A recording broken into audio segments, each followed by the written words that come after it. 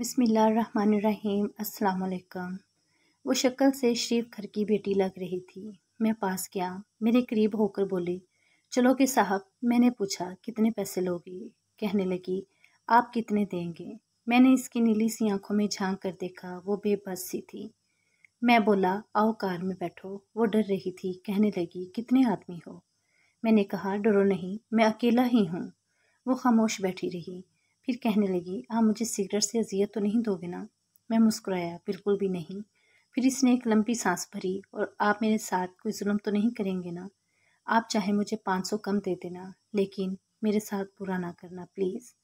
वो बहुत खूबसूरत थी, मासूमियत इसकी बातों से टपक रही थी। फिर भी खुदा जाने वो क्यों जिस्म बेचने पे मजबूर थी। वो नहीं जानती थी मैं कौन हूँ। मैंने पूछा, खाना खाया है? कहने लगी, नहीं।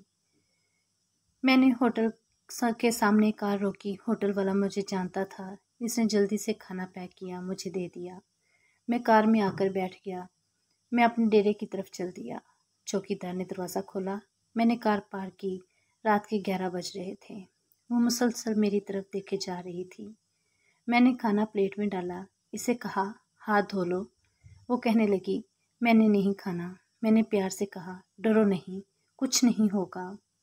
वो हाथ धोकर आई, मेरे सामने कुर्सी पे बैठ गई और खाना खाने लगी। जब खाना खा लिया तो कुछ खाना बच गया।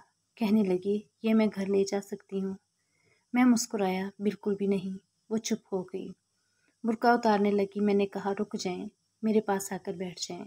वो हैरान थी, मेरी आंखों में देखकर बोली, जल्दी से अपना काम करें, मुझे वापस छोड़ आएं।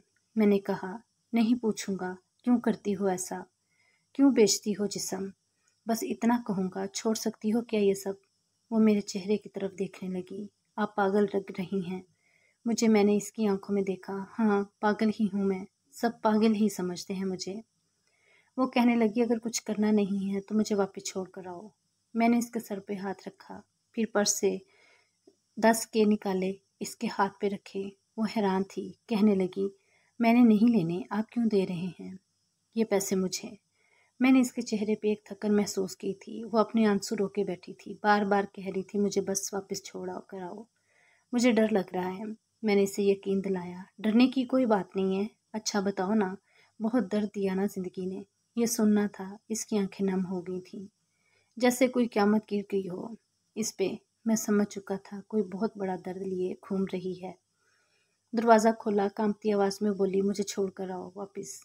मैंने इसे बैठने का कहा, बताया, मेरा नाम मुस्तफ़ा है, डरो नहीं, खुद को महफूज समझो। इसे जब यकीन हो गया परेशानी वाली कोई बात नहीं तो बताने लगी, शोहर मर गया, 3 बेटियां हैं, ससुराल वालों ने निकाल दिया, माँ बाप फौत हो चुके हैं, भाई कोई है नहीं। मामू के घर आई, मामू के बेटे ने मेरे साथ ज्यादती की। मैंने जब मामी को बताया तो सब ने मुझे गलत कहा, मुझे धक्के देकर घर से निकाल दिया। दूर के रिश्तेदार ने एक बूढ़े से मेरी शादी करवाई। इसके भी बच्चे थे। इसके बच्चों ने मुझे बहुत जलील किया। फिर वो शोहर भी फौत हो गया। बेटियों को लिए दर बदर लिए भटकने लगी। न छत थी, न रोटी थी, भूख अफलास थी। सड़क पे खड़ी थी। एक साहब आए, कहने लगे, 1 घंटे के 5,000 दूंगा।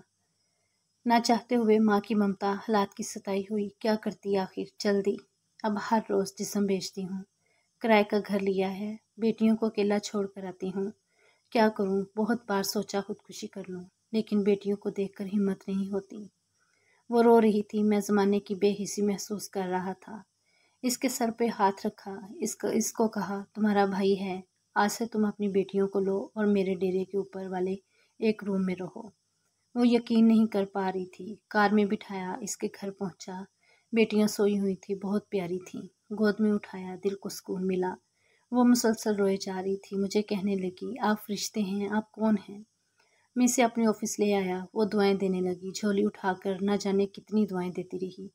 मैंने इसे कहा, जाकर सो जाओ। अपने डेरे में गया। मेरे सामने से वो चेहरा गुजरा जो एक लड़की अपने शोहर से झगड़ा कर रही थी। इसे कह रही थी, मुझे तलाक दो, तुमको मेरी कदर ही नहीं है। वो अपना घर जला रही थी अपनी बेवकूफ़ी की वजह से। वो बेचारी क्या जाने ज़माने की तलखियाँ क्या होती हैं, ज़माने का डसना क्या होता है। मैं बताना चाहता था, अपना घर जानबूझकर उजाड़ने वाली लड़कियों को तलाक़ें लेना आसान है, इसके बाद जीना मौत है।